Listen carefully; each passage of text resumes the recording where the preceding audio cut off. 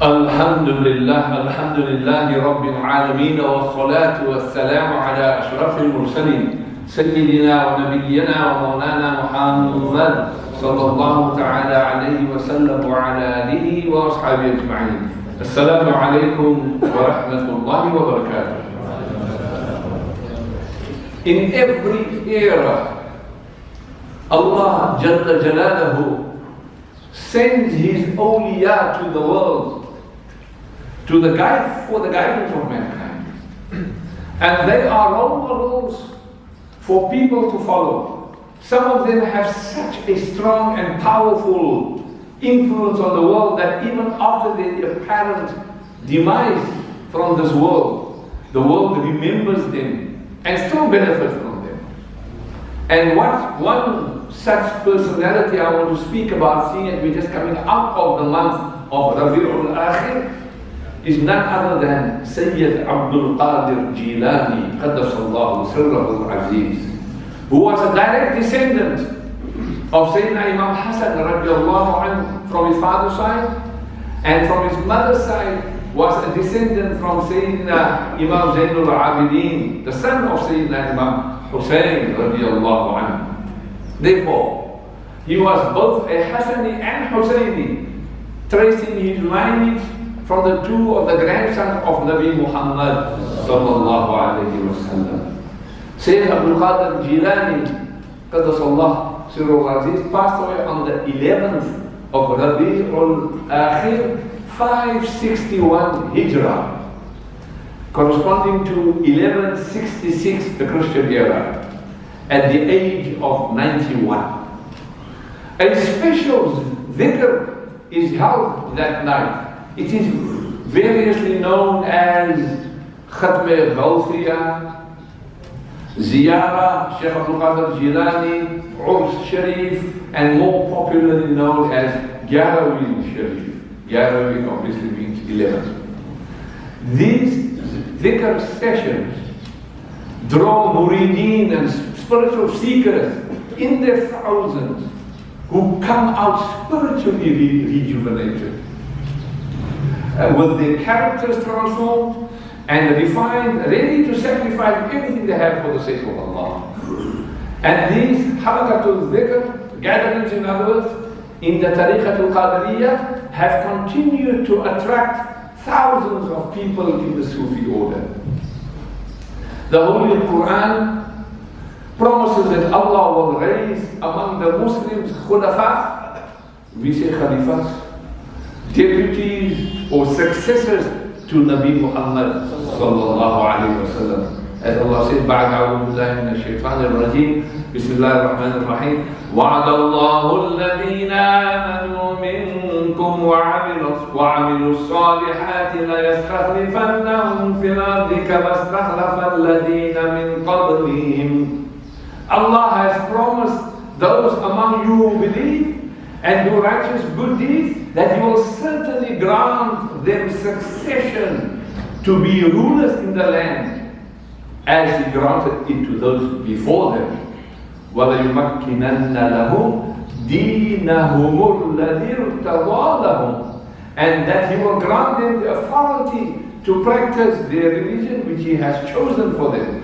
وَلَيُبَدِّلَنَّهُمْ مِنْ بَعْدِ خَوْفِهِمْ أَمْنًا يَعْبُدُونَنِي لَا يُشْرِكُونَ بِي شَيْئًا, and He will surely give them in exchange a safe security after their fear, provided they worship me and do not associate anything in worship with me. وَمَنْ كَفَرَ بَعْدَ ذَلِكَ فَأُولَٰئِكَ هُمُ الْفَاسِقُونَ.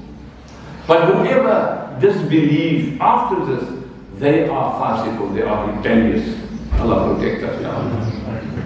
The concept that we're speaking about is based on the following hadith of our Nabi Muhammad sallallahu alayhi wa sallam, reported by Abi Hurairah radiallahu anhu, anna Rasulullah sallallahu alayhi wa sallam qala. Abu Hurairah reported, the Messenger of Allah, peace be upon him, said, إِنَّ اللَّهَ يَبْعَثُ لِهَذِهِ الْأُمَّةِ عَلَى رَأْسِ كُلِّ 100 سَنَةٍ مَنْ يُجَدِّدُ لَهَا دِينَهَا.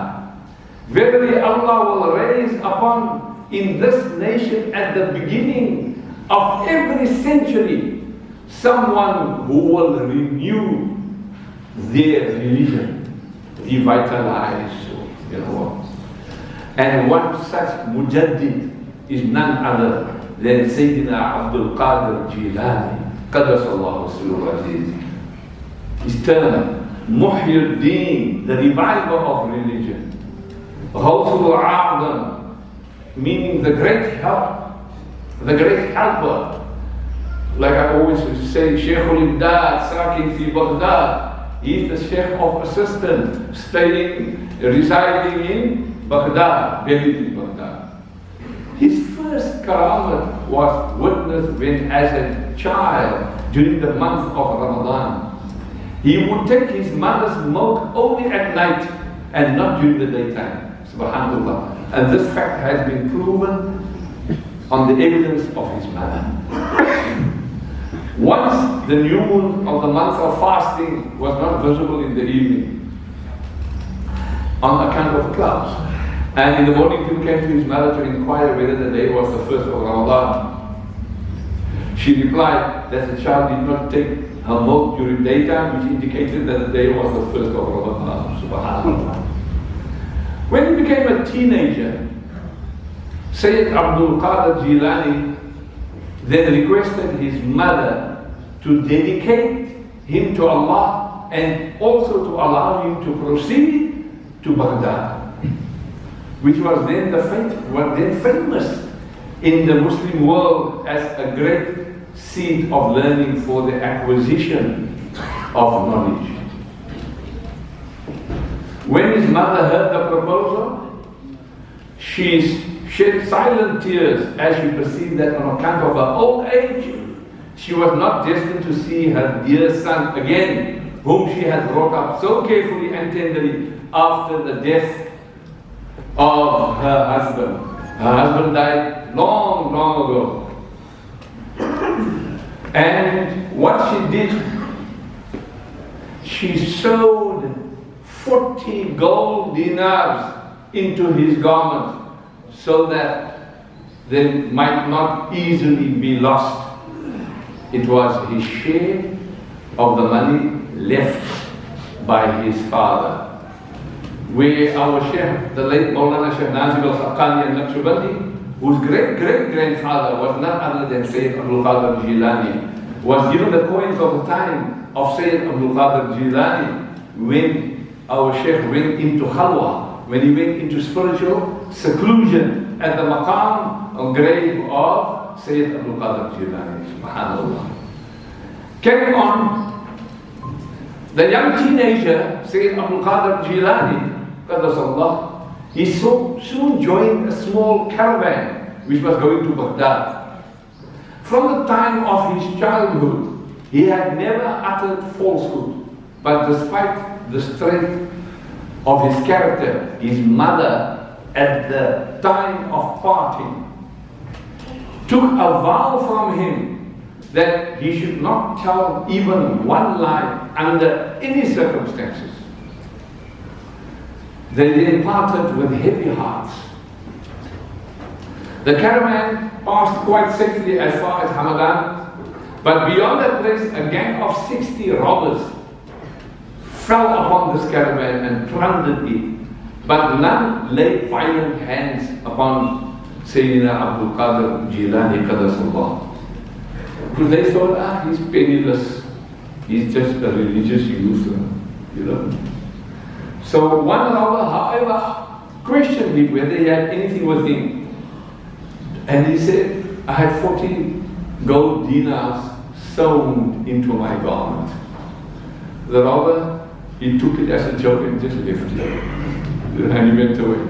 Another robber came and also asked the same question from Sayyidina Abdul Qadir Jilani.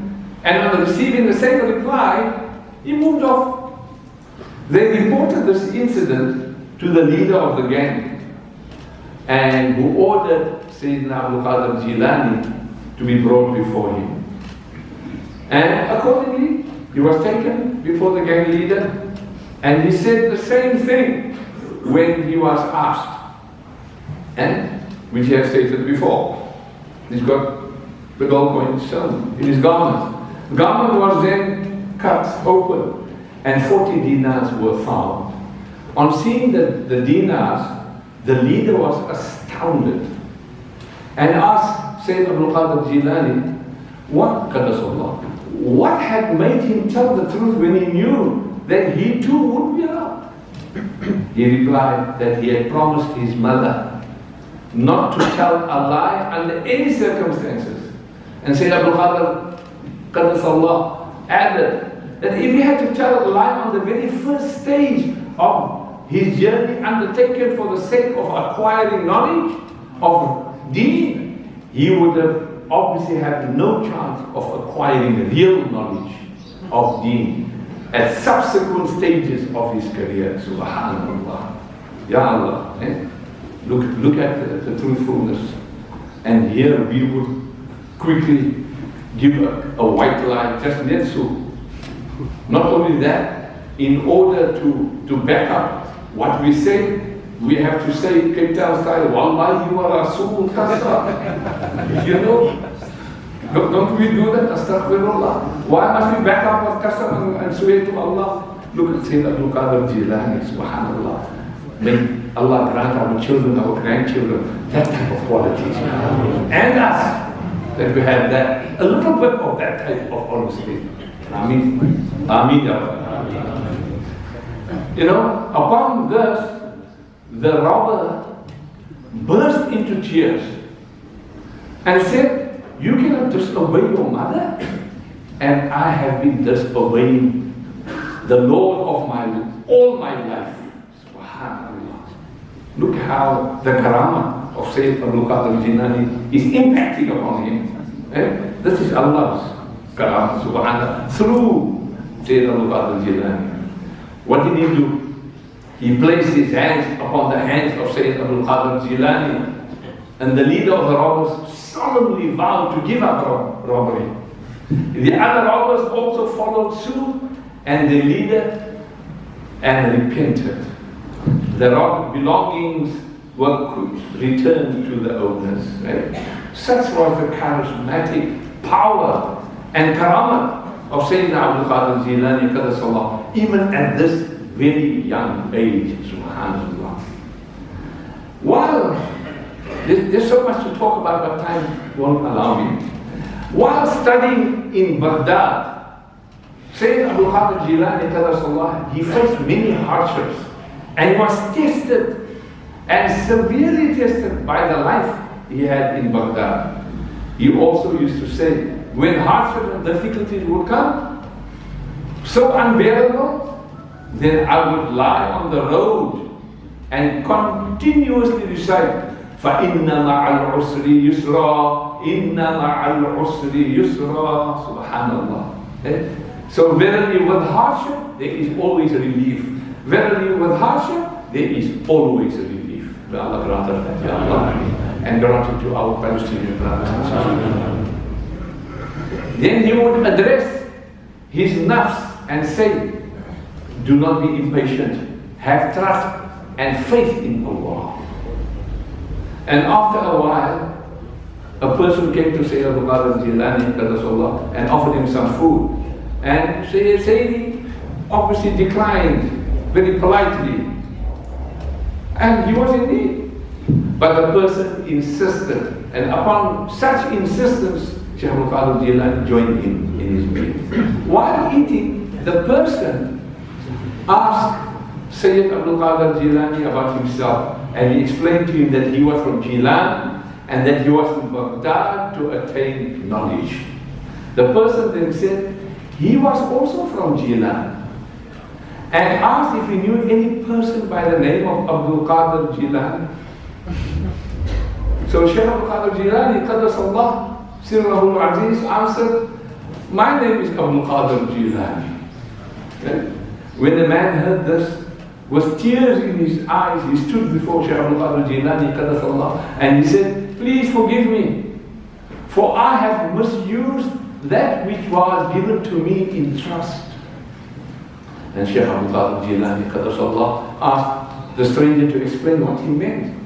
And the stranger said, when I was leaving Jilan, I met an old woman who gave me 8 dirhams in trust, and that I should give it to her son Abdul Qadir, who is studying in Baghdad.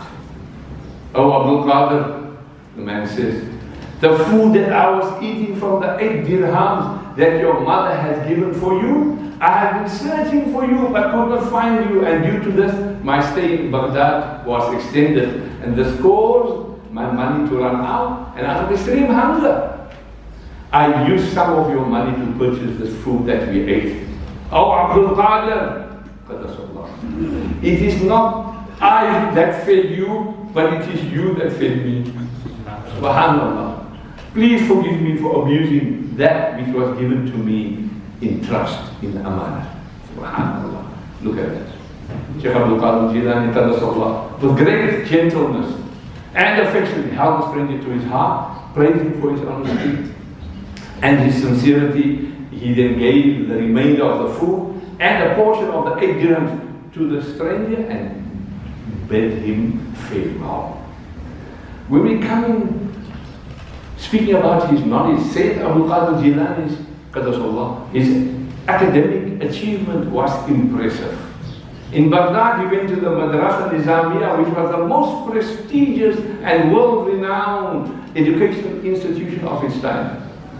Under the tutelage of some of the best teachers in the Islamic world, he reached outstanding level of understanding in the various sciences, in fiqh, in tafsir, in seerah, in hadith, in Arabic literature. He excelled amazingly.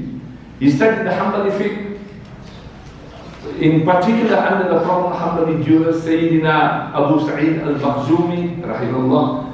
He was taught tafsir and sunnah and hadith by Sayyidina Abu Ghalib Ahmad and Sayyidina Abu Qasim Ali. He also studied Arab literature under Sayyidina Abu Zakaria Yahya Tabrizi, the principal of the Madrasa of Nizamiya. This is these amazing studies, and his literary contributions were even more amazing. Futuh al-Ghayb, revelations of the unseen. Al-Fath al-Rabbani, the sublime revelation. Malfuzat, the utterances of Shaykh Abdul Qadir Jilani. Al-Ghunya li-Talib al-Tariq al-Haq, sufficient provision for the seekers of the path of truth. Subhanallah. 15 maktuban, 15 letters which he had written in Persian to one of his murids. Al-Fuyudat al-Rabbani, Mashair al-Khairat, and Sirrul Asrar, or Sirrul Asrar, I read, Secrets of the Secrets, Subhanallah, and some of the others. These are voluminous works, some of them, Subhanallah. Read it, it's really unbelievable. Another dimension I want to speak to you about, you must be hearing madad, the concept of madad, oh, that is shirk and haram, etc. Sometimes we don't understand. So if you don't understand, فَاسْأَلُوا أَهْلَ الذِّكْرِ إِن كُنْتُمْ لَا تَعْلَمُونَ. Must ask the people of dhikr. In Allah in the Quran, if you don't know, ask. Ghaus, yes, helpful alim, literally means helper. Refers to one of the loftiest ranks of wilaya, and everyone agrees Sayyid Abdul Qadir Jilani was indeed a ghaus. In fact, he was Ghawsul A'zam. Calling on the friends of Allah for assistance in times of need is not shirk. Rather, it is done with understanding that the person being called upon is undoubtedly a dedicated servant of Allah, and that the help received is from Allah. Nabi Muhammad says, there are certain servants of Allah that have been set aside to fulfill the necessities of the people, and people are called to them in their times of need. They are protected from the punishment of Almighty Allah. You find that in the hadith of Isa alayhi salam. He says, قال من أنصاري إلى الله قال الحواريون نحن أنصار الله آمنا بالله واشهد بأننا مسلمون. Who is my helper in Allah's deen? Here, Nabi Isa is asking. And his companions said, we shall aid the deen of Allah. Nabi Isa, being a prophet, is calling upon others besides Allah to assist in the deen.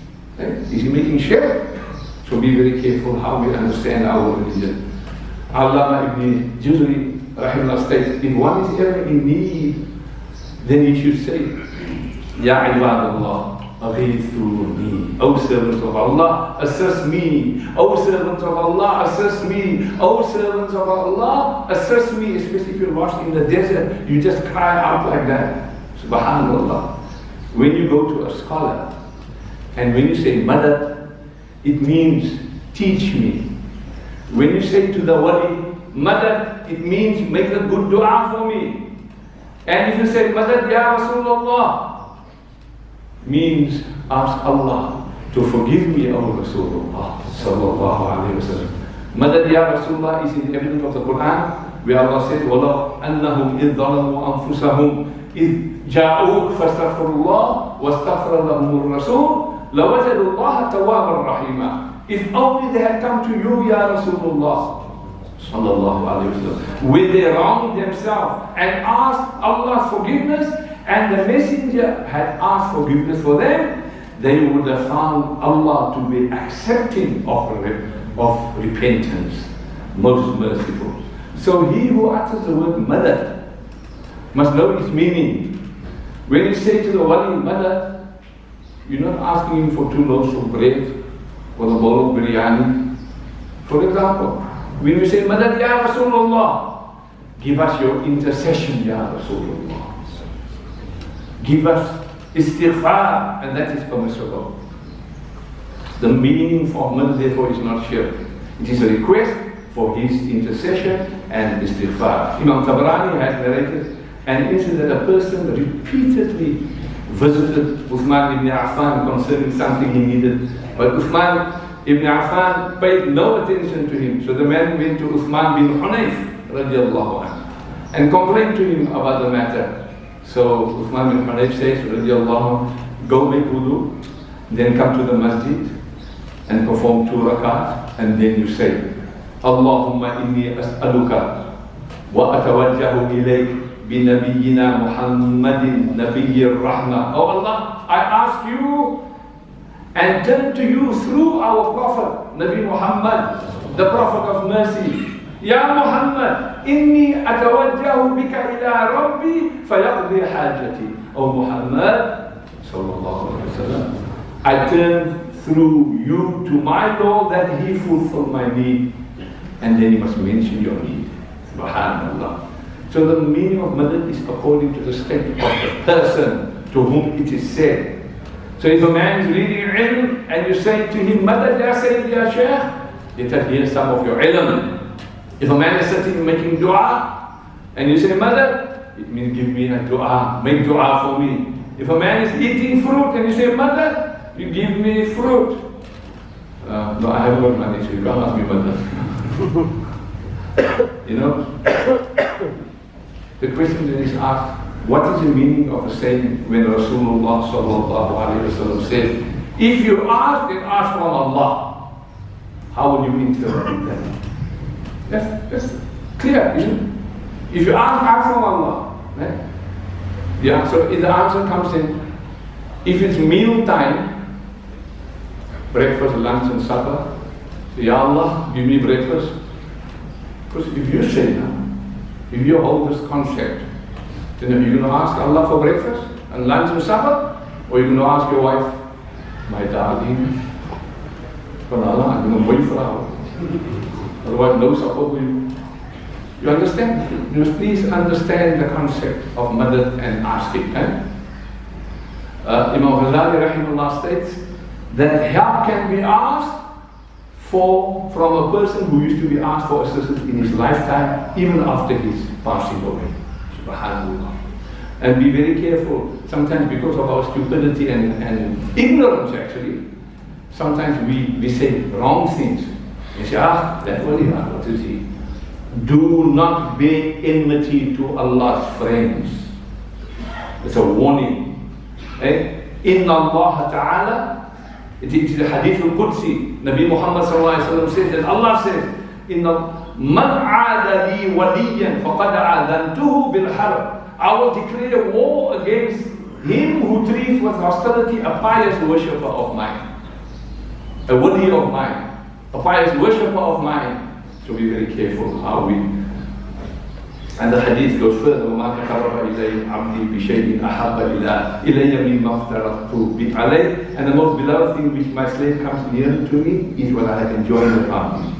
And then he said, and my slave keeps on coming closer to me through performing nawafil until I love him. Subhanallah, isn't it? And when I love him, I become his hearing with which he hears, and his sight with which he sees, and his hand with which he strikes, and his legs with which he walks. And if he asks me something, I will surely give him. And if he seeks my protection, I will surely protect him. Remember the eyes, when Sayyidina Umar was one day standing on the khutbah, and he said, Ya Sariya al-Jabal. He was a contingent of the army in another country. And Sayyidina Umar was able to see, as the hadith to say, that the army, the Muslim army was going to be surrounded, and he's telling Sariya to go to the mountain. And Sariya heard the call. And when he came back, he sent Sayyidina Umar. He said, if he didn't do that, they would have been trapped. Subhanallah, you can read up this more. That's why, and I end off, when Allah loves a slave, He calls up to Jibreel. Inna Allah ta'ala yuhibbu fulanan fa'ahbibuhu fayuhibbuhu Jibreel. I say, I love so and so, so love him. Then Jibreel also loves him. فَيُنَادِي فِي أَهْلِ السَّمَاءِ Inna Allah yuhibbu fulanan fa'ahibbuhu. Then Jibreel announces it to the inhabitants of the heavens, that Allah loves so and so, so love him. And the inhabitants of the heavens also love him. And then make people on the earth also love him. And that is how awliyaullah are remembered, because Allah remembers them. And I end off with the shortest khutbah, which Shaykh Abdul Qadir Jilani Qaddasallahu Sirru Aziz gave almost more than 1,000 years ago.